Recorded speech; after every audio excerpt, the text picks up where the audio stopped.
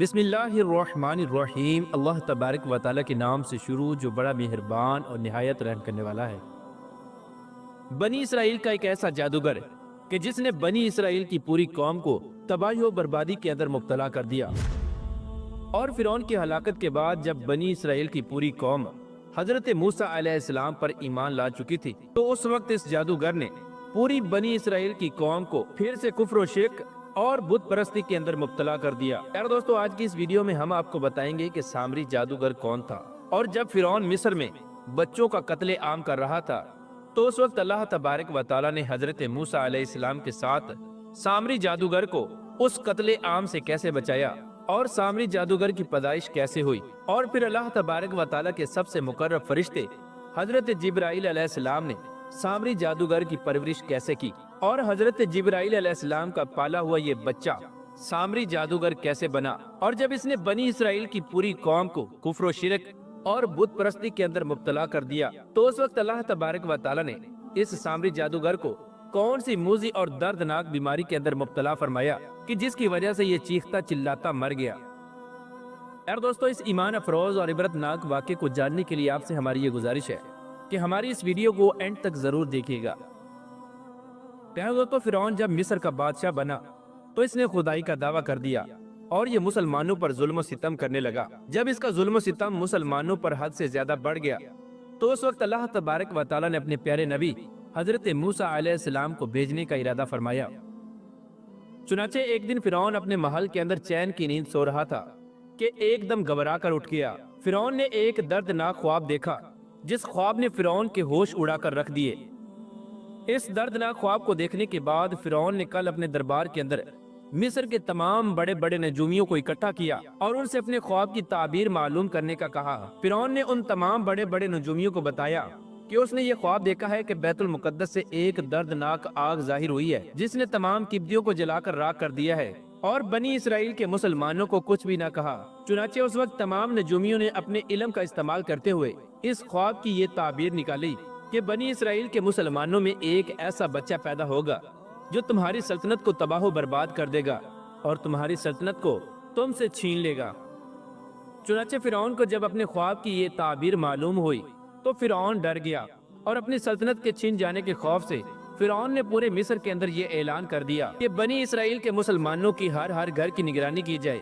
اور بنی اسرائیل کے مسلمانوں کے گھر میں جو بھی بچہ پیدا ہو اس کو قتل کر دیا جائے۔ اور فرعون نے یہ بھی حکم جاری کیا کہ بنی اسرائیل کے مردوں کو روک دیا جائے کہ وہ اپنی عورتوں کے بالکل بھی قریب نہ جائیں۔ چنانچہ اس طرح فرعون کے حکم کے مطابق بنی اسرائیل کے ہر گھر کی نگرانی ہونے لگی، اور بنی اسرائیل کے گھر میں جو بھی لڑکا پیدا ہوتا اس کو قتل کر دیا جاتا۔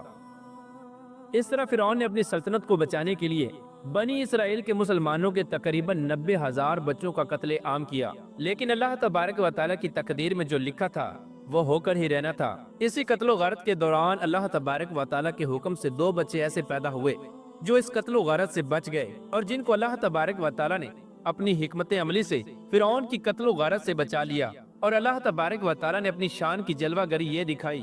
کہ ان میں سے ایک بچہ فرعون کے گھر میں پرورش پانے لگا، اور ان میں سے دوسرا بچہ کہ جس کو اس کی ماں نے قتل کے ڈر سے ایک دور پہاڑ کے غار میں چھوڑ دیا تھا، اس کی پرورش پر اللہ تبارک و تعالیٰ نے اپنے سب سے مقرب فرشتے حضرت جبرائیل علیہ السلام کی ڈیوٹی لگائی۔ چنانچہ اللہ تبارک و تعالیٰ کے حکم سے ادھر ایک بچہ فرعون کے گھر میں پرورش پانے لگا، اور ادھر دوسرا بچہ حضرت جبرائیل علیہ السلام کے پاس پرورش پانے لگا۔ حضرت جبرائیل علیہ السلام اللہ تبارک و تعالیٰ کے حکم سے روز اس غار میں آتے اور اپنی انگلی کو اس بچے کے منہ میں داخل کرتے جس سے اس بچے کو خوراک اور دودھ ملتا،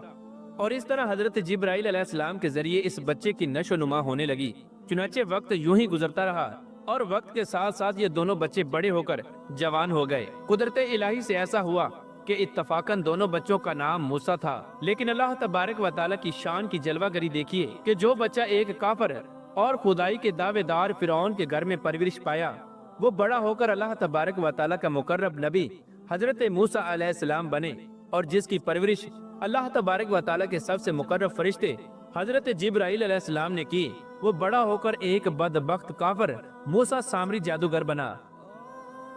پیارے دوستو، اس طرح جب اللہ تبارک و تعالیٰ نے اپنے پیارے نبی حضرت موسیٰ علیہ السلام کو نبوت سے سرفراز فرمایا، اور جب فرعون کا ظلم و ستم حد سے زیادہ بڑھنے لگا اور فرعون جب حضرت موسیٰ علیہ السلام پر ایمان نہ لایا اور حد سے زیادہ سرکش ہو گیا، تو اس وقت اللہ تبارک و تعالیٰ نے حضرت موسیٰ علیہ السلام کو یہ حکم فرمایا کہ وہ اپنی قوم کو لے کر یہاں سے روانہ ہو جائیں۔ بے شک اللہ تبارک و تعالیٰ فرعون پر اپنا دردناک عذاب نازل فرمانے والا ہے۔ چنانچہ حضرت موسیٰ علیہ السلام اللہ تبارک و تعالیٰ کے حکم کے مطابق اپنی قوم کو لے کر مصر سے روانہ ہو گئے۔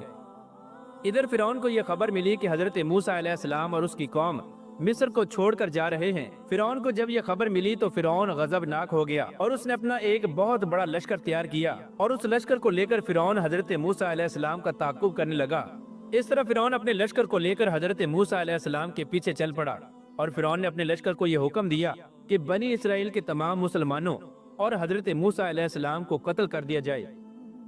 ادھر حضرت موسیٰ علیہ السلام اور بنی اسرائیل کے تمام مسلمان دریائے نیل کے کنارے پہنچ گئے، اور ادھر فرعون کا لشکر بھی دریائے نیل کے کنارے کے بہت قریب آ چکا تھا۔ اس طرح بنی اسرائیل کے مسلمانوں نے جب فرعون کے لشکر کو دیکھا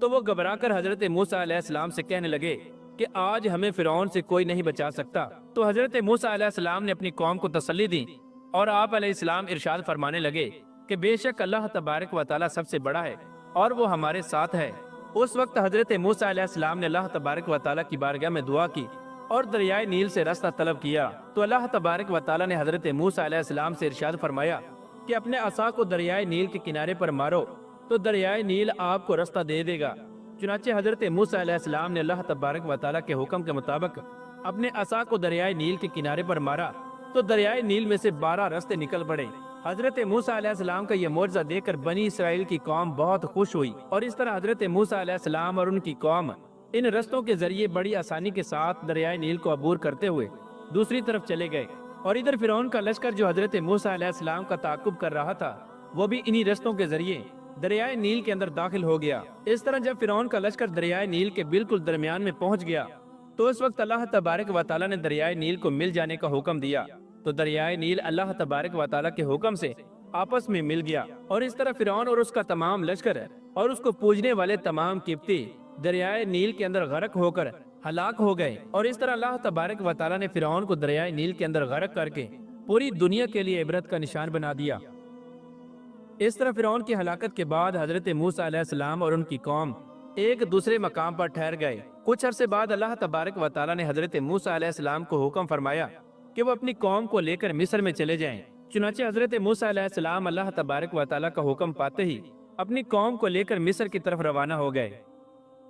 اللہ تبارک و تعالیٰ نے بنی اسرائیل کے مسلمانوں پر یہ خاص کرم کیا کہ مصر کے تمام تر محلات اور خزانے بنی اسرائیل کے مسلمانوں کے سپرد کر دیے، اور اسی دوران اللہ تبارک و تعالیٰ نے حضرت موسیٰ علیہ السلام کو تورات شریف دینے کا بھی وعدہ کیا تھا۔ چنانچہ اللہ تبارک و تعالیٰ نے حضرت موسیٰ علیہ السلام سے ارشاد فرمایا کہ وہ 30 دن اور 10 دن مزید روزے رکھیں۔ اس کے بعد اللہ تبارک و تعالیٰ حضرت موسیٰ علیہ السلام کو ایک ایسی کتاب عطا فرمائے گا کہ جس کتاب کے اندر اس قوم کے تمام طرح احکامات ہوں گے کہ جن احکامات پر عمل کرتے ہوئے یہ قوم اپنی زندگی گزارے گی۔ چنانچہ اس وقت حضرت موسیٰ علیہ السلام نے قوم بنی اسرائیل پر اپنے بھائی حضرت ہارون علیہ السلام کو خلیفہ مقرر کیا، اور حضرت موسیٰ علیہ السلام خود اللہ تبارک و تعالیٰ کا حکم پورا کرنے کے لیے کوہ طور پہاڑ پر چلے گئے، اور حضرت موسیٰ علیہ السلام کوہ طور پہاڑ پر جا کر اللہ تبارک و تعالیٰ کی عبادت میں مشغول ہو گئے اور روزے رکھنے لگے۔ اس طرح جب حضرت موسیٰ علیہ السلام کوہ طور پہاڑ پر تشریف لے گئے تو ادھر سامری جادوگر کو قوم بنی اسرائیل کو گمراہ کرنے کا موقع مل گیا،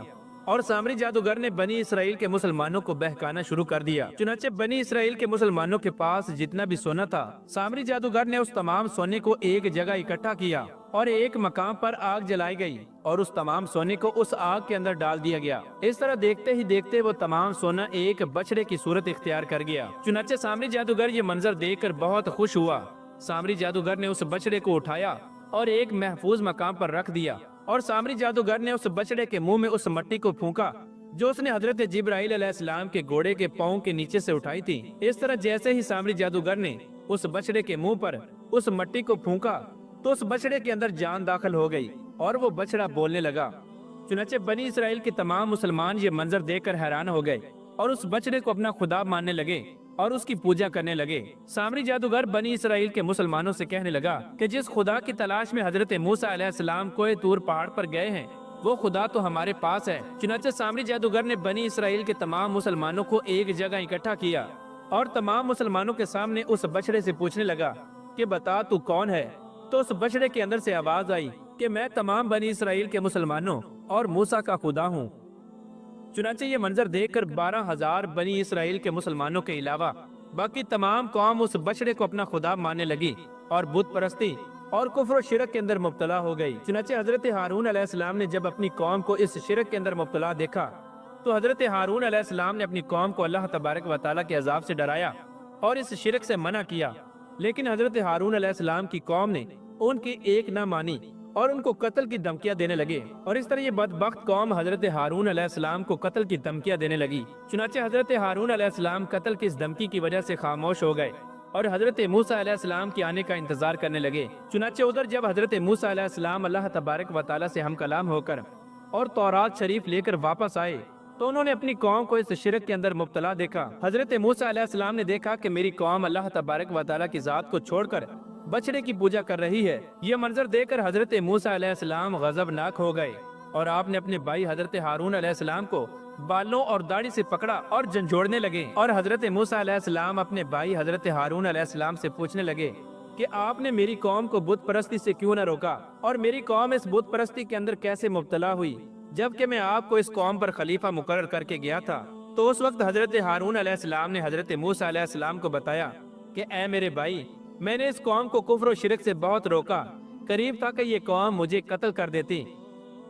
چنانچہ اس وقت حضرت ہارون علیہ السلام نے حضرت موسیٰ علیہ السلام کو سارا ماجرا سنایا اور اس تمام واقعے کا قصوروار موسیٰ سامری کو ٹھہرایا۔ حضرت ہارون علیہ السلام نے حضرت موسیٰ علیہ السلام کو بتایا کہ موسیٰ سامری کی وجہ سے یہ قوم کفر و شرک اور اس بت پرستی کے اندر مبتلا ہوئی ہے۔ اس وقت حضرت موسیٰ علیہ السلام نے سامری جادوگر کو اپنے پاس بلایا اور اس سے پوچھا کہ تم نے یہ شرک کیوں کیا؟ تو سامری جادوگر حضرت موسیٰ علیہ السلام سے کہنے لگا کہ میں نے یہ شرک اپنے نفس کے ابھارنے کی وجہ سے کیا ہے۔ اس طرح سامری جادوگر حضرت موسیٰ علیہ السلام سے کہنے لگا کہ یہ بچڑا ہی ہمارا خدا ہے اور ہم اسی کی پوجا کریں گے۔ اس وقت حضرت موسیٰ علیہ السلام نے غضبناک ہو کر موسیٰ سامری کے لیے دردناک بد دعا کی، تو اللہ تبارک و تعالیٰ نے سامری جادوگر کو ایک ایسی دردناک اور عبرتناک بیماری کے اندر مبتلا کر دیا کہ جس بیماری کے اندر مبتلا ہونے کے بعد سامری جادوگر تمام لوگوں سے یہی کہتا پھرتا کہ میرے قریب مت آنا اور مجھے ہاتھ مت لگانا۔ اللہ تبارک و تعالیٰ نے سامری جادوگر کو ایک ایسی دردناک بیماری کے اندر مبتلا کیا تھا کہ اگر کوئی بھی شخص اس کو ہاتھ لگا لیتا تو وہ سخت بخار کے اندر مبتلا ہو جاتا۔ اس طرح سامری جادوگر اپنی تمام زندگی جنگلات کے اندر بھٹکتا رہا اور اسی بیماری کے اندر تڑپ تڑپ کر ہلاک ہو گیا۔ اور ادھر حضرت موسیٰ علیہ السلام نے اس بچڑے کو توڑ پھوڑ کر ٹکڑے ٹکڑے کر دیا۔ اس کے بعد حضرت موسیٰ علیہ السلام نے اللہ تبارک و تعالیٰ کی بارگاہ میں دعا کی اور اپنی امت کے گناہوں کی معافی طلب کی، تو اللہ تبارک و تعالیٰ نے حضرت موسیٰ علیہ السلام سے ارشاد فرمایا کہ اس گناہ کی معافی صرف ایک ہی صورت میں ہو سکتی ہے، اور وہ اس طرح کہ جو لوگ اس شرک کے اندر مبتلا ہوئے تھے وہ اپنے عزیز و اقارب کو اپنے ہی ہاتھوں سے قتل کریں۔ چنانچہ اس طرح بنی اسرائیل کے وہ تمام مسلمان جو اس شرک کے اندر مبتلا ہوئے تھے انہوں نے اپنے ہاتھوں سے ایک دوسرے کو قتل کر دیا اور اپنے ہی ہاتھوں سے اپنے عزیز و اقارب کو مار ڈالا۔ اللہ تبارک و تعالیٰ سے دعا ہے کہ اللہ تبارک و تعالیٰ ہمیں سیدھے راستے پر چلنے کی توفیق عطا فرمائے۔